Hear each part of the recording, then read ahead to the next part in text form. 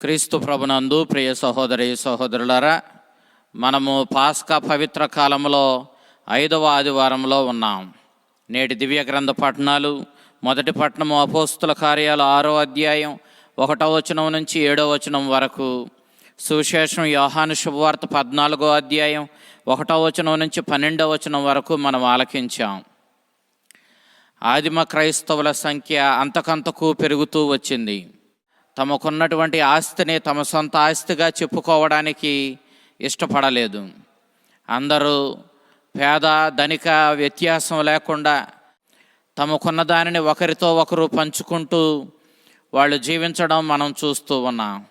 అయితే ఈ సందర్భంలో పేదలకు, విధవరాండ్రకు, అనాథలకు ఈ దైవ సంఘంలో అనునిత్యము భోజన వసతులు ఏర్పాటు చేయడం జరిగింది.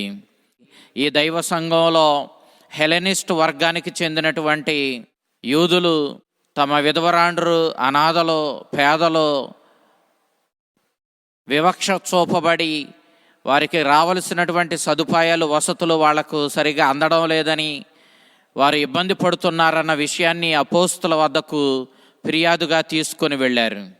ఈ సందర్భంలో అపోస్తులు, మేము నిత్యము దేవుని సువార్తను ప్రకటిస్తూ యూదులను, యోధేతరులను, అనేకులను క్రీస్తు సంఘంలోనికి చేర్చేటటువంటి ఆధ్యాత్మిక కార్యక్రమంలో మేము తలమునకలై ఉన్నాము. ఇలాంటి సందర్భంలో మేము భౌతికమైన ఈ ఆహారం కోసం మా సమయాన్ని వెచ్చించడానికి మాకు సమయం లేదు. కాబట్టి మన ఈ దైవ సంఘం నుండే జ్ఞానం కలిగి, పవిత్రమైన జీవితం కలిగి, పవిత్రాత్మ ప్రేరణతో జీవిస్తూ ఉన్నటువంటి 7 డీకనులను ఎన్నుకొని వారి ద్వారా ఈ దైవ సంఘంలో ఏర్పడుతూ ఉన్నటువంటి ఈ వ్యత్యాసాలను సరిచేసి అందరూ సమానంగా ఈ భోజన వసతులను అనుభవించేలా ఏర్పాట్లు చేయాలని చెప్పి దైవ సంఘంలో ఆధ్యాత్మిక కార్యక్రమాన్ని అశ్రద్ధ చేయడానికి లేదు. ఆధ్యాత్మిక కార్యక్రమం కంటే ముఖ్యమైనది లేదు. భౌతికంగా ఈ భోజన వసతులు ఏర్పాటు చేసే కార్యక్రమానికి వేరే డీకన్లను 7 ఏర్పాటు చేయమని చెప్పి అపోస్తులు సలహా ఇవ్వడాన్ని మనం చూస్తూ ఉన్నాం.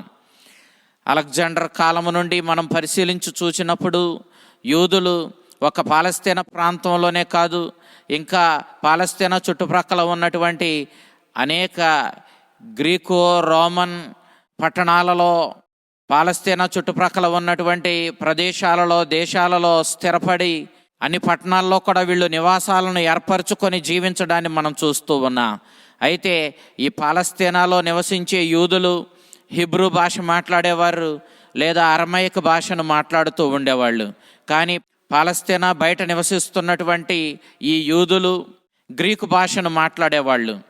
ఈ గ్రీకు భాష మాట్లాడుతూ పాలస్తీనా చుట్టుప్రక్కల ప్రాంతాలలో నివాసం ఏర్పరచుకొని కొంత స్థిరపడిన తర్వాత, ఆర్థికంగా పుష్టిని పొందిన తర్వాత మరలా పాలస్తీనాకు వచ్చి స్థిరపడినటువంటి వీరిని హెలెనిస్ట్ యూదులు అని పిలిచేవాళ్ళు. వీళ్ళు గ్రీకు భాష మాట్లాడుతూ ఉండేవాళ్ళు. అయితే ఈనాడు ఈ హెలెనిస్ట్ యూదులు, పాలస్తీనాలో నివసిస్తున్న యూదులు, అదే రీతిలో యోధయేతరులు క్రీస్తుని విశ్వసించి క్రైస్తవులుగా మారారు. అపోస్తులు ఏర్పరిచిన దైవ సంఘానికి, క్రీస్తు ఏర్పరిచిన అపోస్తుల నాయకత్వంలో ముందుకు సాగుతూ ఉన్నటువంటి ఈ దైవ సంఘంలో సభ్యులయ్యారు. కాబట్టి ఈ దైవ సంఘం ఒకే మనసు కలిగి దేవునికి, దేవుని కార్యాలకు ప్రాధాన్యతనిస్తూ ముందుకు సాగడాన్ని మనం చూస్తూ ఉన్నాం. ఈ సందర్భంలో హెలెనిస్ట్ యూదులు అశ్రద్ధ చేయబడుతూ ఉన్నారనేటటువంటి ఈ సమస్యకు పరిష్కారంగా 7 డీకనులను ఎన్నుకోవడాన్ని మనం ఇక్కడ చూస్తూ ఉన్నాం. గ్రీకు భాషకు చెందిన డైకోనియన్ అనే మాట నుండి డీకన్ అనే పదము వచ్చింది. డైకోనియన్ అనగా సేవ చేయుట అని అర్థము. డీకన్ అంటే సేవకుడు అని భావం. దైవ సంఘం నుండే ఈ 7 డీకనులు కూడా ఎన్నుకోబడ్డాన్ని మనం చూస్తూ ఉన్నాం. ఈ 7 కూడా ఈ హెలెనిస్ట్ గ్రీక్ భాష మాట్లాడే యూదులే అయి ఉండడం వాళ్ళ పేర్లను బట్టి మనం గ్రహించగలుగుతూ ఉన్నాం. వీరిలో మొదటిగా చెప్పబడిన వాడు స్టెఫాను. స్టెఫాను మంచి జ్ఞానం గలవాడు, పవిత్రాత్మ ప్రేరణ కలిగిన వాడు, పవిత్రమైన జీవితం కలవాడు. అతడు భోజన సదుపాయాలు సక్రమంగా ఏర్పరచడం కోసం డీకన్గా ఎన్నుకోబడిన తరువాత అతడు దైవ సంఘంలో ఎంత ప్రాధాన్యత కలవాడో, ఎంతగా అతడు పేరుకి భోజన సదుపాయాలు ఏర్పరచడానికే ఎన్నుకోబడిన అతడు ఆధ్యాత్మిక ముఖ్యమైన కార్యమైన దైవ సువార్తను ప్రబోధించడానికి అతడు ఎంతగా కృషి చేశాడో, మొదటి క్రీస్తుని యొక్క హతసాక్షిగా అతడు ఏ విధంగా ప్రాణత్యాగం చేసి మరి క్రీస్తుకు సాక్ష్యం పలికాడో మనం చూసినప్పుడు ఆ దైవ సంఘంలో స్టెఫాను యొక్క ప్రాధాన్యత ఏంటో మనం గ్రహించవచ్చు. ఈ 7గురిని కూడా దగ్గరకు పిలిచి అపోస్తులు వారి మీద హస్త నిక్షేపణ చేసి వారికి తమ బాధ్యతను అప్పగించడాన్ని మనం చూస్తూ ఉన్నాం. పూర్వ నిబంధనలో గురువులు తమ బాధ్యతను పంచుకుంటూ ఉన్నటువంటి శిష్యులపై హస్త నిక్షేపణ చేసి వారి శక్తిని బాధ్యతను వారితో పంచుకోవడాన్ని మనం చూస్తూ ఉన్నాం. పూర్వ నిబంధనలో మనం సంఖ్యాకాండం 8వ అధ్యాయం 10వ వచనంలోను, ద్వితీయోపదేశకాండం 34వ అధ్యాయం 9వ వచనంలోను, సంఖ్యాకాండము 27వ అధ్యాయం 18వ వచనం నుంచి 23వ వచనం వరకు మనం చూసినప్పుడు ఏ విధంగా మోషే హస్త నిక్షేపణ చేసి తన శిష్యునికి తన బాధ్యతను శక్తిని అప్పగించాడో మనం గమనించవచ్చు. అదే రీతిలో అదే ఆచారాన్ని కొనసాగిస్తూ అపోస్తులు ఈ 7గురు సేవకులపైన డీకనులపైన హస్త నిక్షేపణ చేసి వారికి బాధ్యతను అప్పగించినట్లుగా మనం చూస్తూ ఉన్నాం. నేటి సువిశేషాన్ని యోహాను శుభవార్త 14వ అధ్యాయం 1వ వచనం నుంచి 12వ వచనం వరకు మనం చూసినప్పుడు కడరా భోజన సమయంలో యేసుక్రీస్తు తన శిష్యులతో సంభాషించడాన్ని మనం చూస్తూ ఉన్నాం. వారికి తన యొక్క శ్రమల మరణం గూర్చి, మరణం ద్వారా అతడు ఏ విధంగా వారి నుండి దూరం అవుతాడో వారికి తెలియచేయడాన్ని మనం చూస్తూ ఉన్నాం. అపోస్తులు క్రీస్తుని యొక్క శ్రమల మరణం గూర్చి, అతడు అటు వెనుక పొందే పునరుత్థానమును గూర్చి ఏ విధంగానూ గ్రహించుకోలేకపోయారు. ప్రభుని యొక్క సందేశాన్ని అర్థం చేసుకుని దాన్ని విశ్వసించడంలో చాలా బలహీనులుగా మనకు కనపడినట్లుగా లూకా శుభవార్త 24వ అధ్యాయం 26వ వచనం మనకి స్పష్టంగా తెలియచేస్తూ ఉంది. వారు క్రీస్తుని అతడు మానవుడని, అంతేకాదు అతడు దేవుని కుమారుడని, నిజదైవమని గుర్తించడంలో వాళ్ళు చాలా నిదానంగా ఉన్నట్లుగా మనం గ్రహిస్తాం. క్రీస్తు ప్రభు తన శిష్యులతో తన శ్రమల మరణం గూర్చి, తత్ఫలితంగా ఆయన వారిని విడిచి వెళ్ళడం గూర్చి తెలియజేస్తూ ఉన్నాడు. ఈ శ్రమల మరణం చాలా ఆవశ్యకమని, ఈ శ్రమల మరణం ద్వారానే వారిని, ఆ విధంగా క్రీస్తుని విశ్వసించే సమస్త మానవాళిని ఆయన నిత్య జీవానికి నడిపించగలుగుతాడని, మరలా వాళ్లను ఆయన వారిని తీసుకువెళ్ళడానికి వచ్చినప్పుడు చూడగలుగుతాడని, అప్పటి వరకు ఇక ఆయన శిష్యులు కానీ ఆయనను అటు వెనుక అనుసరించే వాళ్ళు కానీ చూడరని ప్రభు స్పష్టంగా తెలియచేయడాన్ని మనం చూస్తూ ఉన్నాం. మీరు తండ్రిని నమ్మండి, నన్నును నమ్మండి అని ప్రభు తన శిష్యులకు చెబుతూ ఉన్నాడు. ఆ విధంగా క్రీస్తు ప్రభు తనను తాను దేవునితో సమానునిగా అభివర్ణించుకున్నాడు. మీరు పూర్వ నిబంధనలో ప్రవక్తల ప్రవచనాలను, నేను చెప్పేటటువంటి ఈ ప్రవచనాలను విశ్వసించినట్లయితే అధైర్యపడడానికి, ఆందోళన చెందడానికి ఏమీ లేదు. ఎందుకనంటే నేను శ్రమలను అనుభవించి మరణిస్తానని, కానీ అటు వెనుక నేను పునరుత్థానుడిని అవుతానని పూర్వ నిబంధన ప్రవక్తలు చెప్పారు. నేనును ప్రవచిస్తూ ఉన్నాను కాబట్టి నేను మిమ్మల్ని విడిచిపెట్టి వెళతాను అని చెప్పినప్పుడు మీరు కంగారు పడకండి, ధైర్యంగా ఉండండి అంటూ ప్రభు వాళ్లకు తెలియచేశాడు. క్రీస్తుని మరణం పరలోకపు ద్వారాలను తెరుస్తుంది. మనల్ని క్రీస్తు తన శ్రమల మరణం ద్వారా పరలోకానికి చేరుస్తాడు. తండ్రి రాజ్యపు ద్వారాలను తెరిచి అక్కడ మనల్ని అందరినీ కూడా ఆ శాశ్వతమైన నిత్య జీవపు ద్వారాల గుండా మనల్ని నడిపించుకొని వెళతాడు. ఆ తండ్రి గృహమునందు, ఆ పరలోక రాజ్యమందు, ఆ స్వర్గమందు మనకు అనేక నిత్య నివాసపు గదులను ఆయన సంసిద్ధపరుస్తాడు. ఆయనను విశ్వసించే అపోస్తుల ద్వారా క్రీస్తుని గూర్చి తెలుసుకొని విశ్వసించే, క్రీస్తు యందు నమ్మకం విశ్వాసం కలిగిన ప్రతి ఒక్కరికి కూడా ఈ నిత్య జీవపు గదులు సంసిద్ధపరచడానికే క్రీస్తు పరలోకానికి వెళుతున్నానని, కాబట్టి మీరు అధైర్యపడవద్దని తన శిష్యులకు తెలియచేయడాన్ని మనం చూస్తూ ఉన్నాం. ఇక్కడ అతి ముఖ్యమైనది క్రీస్తుని మరణమే. క్రీస్తుని యొక్క శ్రమల మరణం ద్వారానే మనం పాపము నుండి, మరణం నుండి విడుదల పొంది నిత్య జీవానికి, ఆ పరలోకపు తండ్రి యొక్క నిత్య నివాసాలకు అర్హులమవుతాం. ఆ పరలోక రాజ్యపు వారసత్వాన్ని మనం పొందుకోగలుగుతాం. కాబట్టి నేను వెళుతున్నాను, కానీ మరలా నేను మీ మధ్యకు వస్తాను అని చెప్పి ప్రభు అభయమిస్తూ ఉన్నాడు. ఆయన పెంతెకోస్తు దినాన గొప్ప గాలి శబ్దం చేస్తూ అగ్నినాలుకల రూపంలో పవిత్రాత్మగా వారి మధ్యకు దిగిరావడాన్ని మనం చూస్తూ ఉన్నాం. అంతేకాదు సదా నేను మీతో ఉంటానని ప్రభు అభయమివ్వడాన్ని మత్తయి శుభవార్త 28వ అధ్యాయం 20వ వచనంలో మనం చూస్తూ ఉన్నాం. పవిత్రాత్మగా అతడు ఎల్లప్పుడూ మనతోనే ఉంటూ ఉన్నాడు అన్నది గొప్ప సత్యము. దివ్య సత్ప్రసాద రూపంలో మనం పొందుతూ ఉన్న దివ్య సంస్కారాల ద్వారా అతడు ఎల్లప్పుడూ మనకి అంది వస్తున్న విషయాన్ని మనం చూస్తూ ఉన్నాం. అంతే రీతిలో పరౌసియాలో ఆయన రెండవ రాకడలో సమస్త మానవాళికి తీర్పు తీర్చడానికి వచ్చినప్పుడు, ఆయన దేవదూతల సమేతంగా మేఘారూఢుడై వచ్చినప్పుడు తప్పకుండా అతడు మరలా మీ మధ్యకు వస్తానన్న మాటను నెరవేరుస్తూ ఆయన మన మధ్యకు రావడాన్ని మనం చూడగలుగుతాం. అపోస్తులలో తోమ అపోస్తులందరి తరఫున మాట్లాడుతూ ఉన్నాడు. నిజానికి యూదులకు మరణం తరువాత ఓదార్పునివ్వగలిగినటువంటి జీవితం, గొప్ప వెలుగుతో కూడిన ఆనందకరమైన జీవితం ఒకటి ఉంటుందని వాళ్ళు గట్టిగా నమ్మేవారు కాదు. ఈ భావాన్ని మనసులో ఉంచుకొని అందరి తరపున తోమ మాట్లాడుతూ, ప్రభు మీరు ఎక్కడికి వెళుతున్నారో మాకు తెలియదు, ఇక ఆ మార్గం ఎలా మాకు తెలుస్తుందని చెప్పి తోమ ప్రశ్నించడాన్ని మనం చూస్తూ ఉన్నాం. నిజానికి తోమాకు క్రీస్తు ప్రభు యొక్క శ్రమల మరణం తర్వాత క్రీస్తు స్వర్గానికి తండ్రి వద్దకు వెళ్ళడం అనే అంశం మీద అవగాహన లేనివాడు కాబట్టి ఆ ప్రశ్నను వేయడాన్ని మనం చూస్తూ ఉన్నాం. ఆ సందర్భాన్ని ఉపయోగించుకొని యేసుక్రీస్తు మొత్తం యోహాను సువార్త చెప్పేటటువంటి గొప్ప వేద సత్యాన్ని ఈనాడు మనకి తెలియచేస్తూ ఉన్నాడు.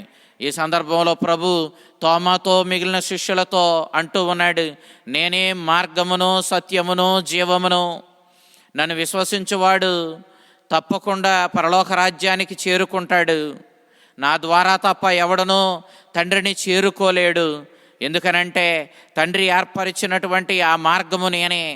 మనుష్యావతారం ద్వారా మానవాళిని తండ్రితో ఐక్యపరచువాడను కావున నేను ఒక్కడినే మార్గాన్ని, నా ద్వారా మాత్రమే ఎవడైనా నిత్య జీవాన్ని చేరుకోగలుగుతాడు.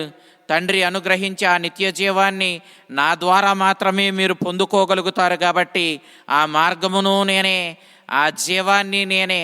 అంతేకాదు అనాది నుండి దేవుని వాక్కుగా ఉన్న ఆ సత్యాన్ని నేనే ఆది నుండి ఉన్నవాడను, సత్యమై ఉన్నవాడను, నేనే ఆదిలో వాక్కై ఉండి మానవ రూపాన్ని దాల్చి లోకానికి వచ్చిన వాడను. కాబట్టి నన్ను విశ్వసించి నా ద్వారా మాత్రమే ఎవడైనా సత్యాన్ని చేరుకోగలుగుతాడు, ఆ నిత్యమైన పరలోక రాజ్యాన్ని, ఆ పరలోక రాజ్యంలో నిత్య జీవపు స్థితిని పొందగలుగుతారు అని చెప్పి ప్రభు స్పష్టంగా తెలియజేస్తూ ఉన్నాడు. యోహాను శుభవార్త 1వ అధ్యాయం 9వ వచనము, 14వ వచనము, 17వ వచనము, 4వ అధ్యాయం 10వ వచనము, 13వ వచనము, 10వ అధ్యాయం 10వ వచనం మనం చూసినప్పుడు క్రీస్తు ప్రభు తనను తాను మార్గముగాను సత్యముగాను జీవముగాను అభివర్ణించుకోవడాన్ని మనం చూస్తూ ఉన్నాం.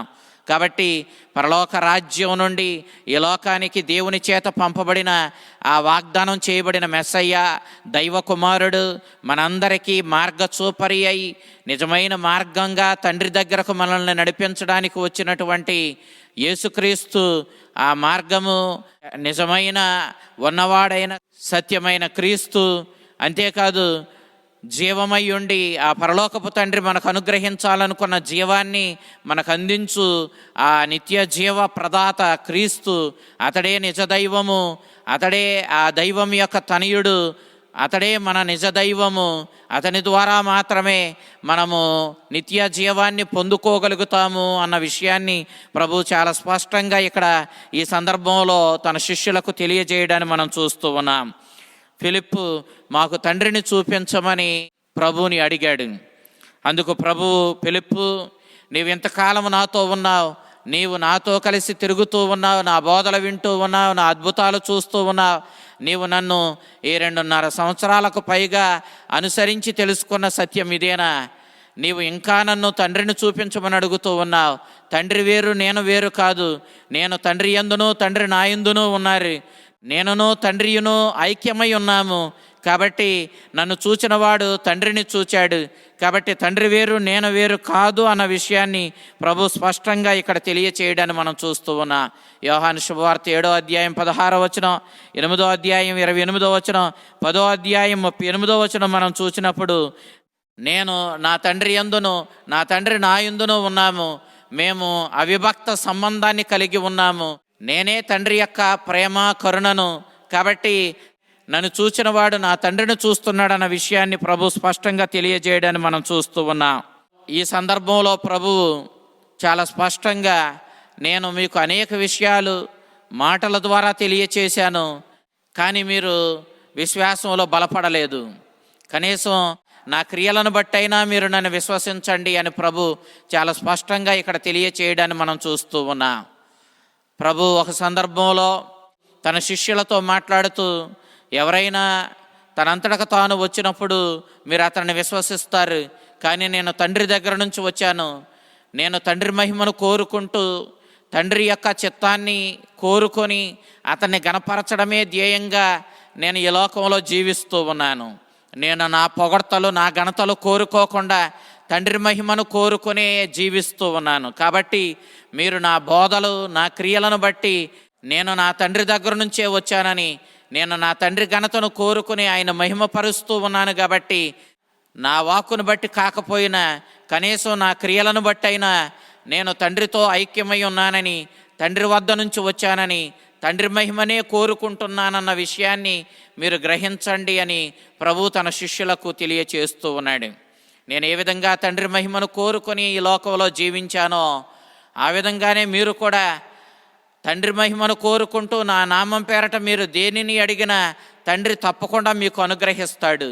ఎందుకనంటే తండ్రి మన నుండి కోరేది ఆయన చిత్తానుసారం మనం జీవించాలని.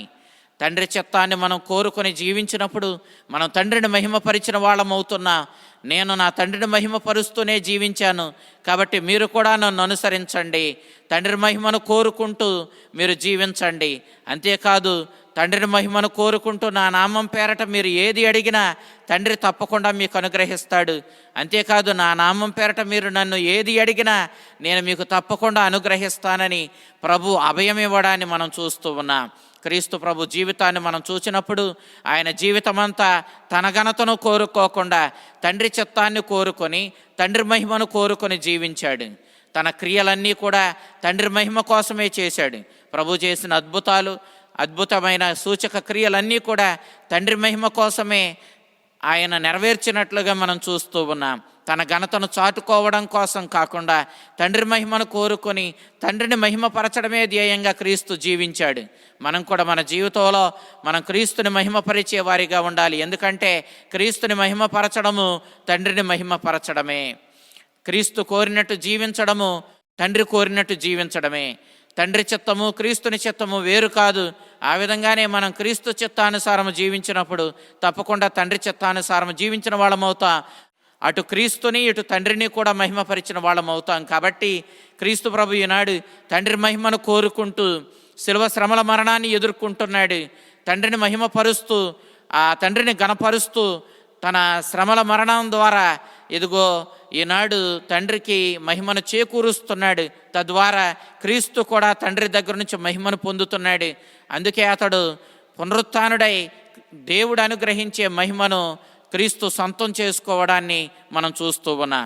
కాబట్టి మనము తండ్రి చిత్తానుసారము జీవించి ఆయన మహిమపరచి తద్వారా ఆయన మనకు అనుగ్రహించేటటువంటి ఆ ఘనతను ఆ మహిమను ఆ పునరుత్థానపు నిత్య జీవపు ఆశీర్వాదాలను మనం సొంతం చేసుకోవాలి. ఇదే క్రీస్తు మన నుంచి కోరుచున్న గొప్ప సత్యము. కాబట్టి ఈ సత్యాన్ని అనుసరిద్దాం. తండ్రి చిత్తానుసారము దేవుని వాక్యానుగుణంగా మనం జీవిద్దాం. క్రీస్తుని సందేశానుసారము జీవించి మన జీవితాలను మనం ధన్యం చేసుకుందాం. ఆ విధంగా ఆ ఉత్థాన క్రీస్తుని యొక్క నిత్య జీవపు ఆశీర్వాదాలు మనం సొంతం చేసుకుందాం. పరలోక రాజ్యానికి వెళ్ళి మన కోసం నిత్య నివాసాలు ఏర్పరిచి మనల్ని ఆ పరలోక రాజ్యానికి వారసులుగా మార్చి ఆ నిత్య జీవపు తలుపులు మన కోసం తెరిచిన ఆ ఉత్థాన క్రీస్తుని యొక్క రక్షణానుగ్రహాలు ఆ నిత్య జీవపు ఆశీర్వాదాలు మీకు మీ కుటుంబాలకు నిండుగా ప్రభు ప్రసాదించునుగాక. ఆమేన్.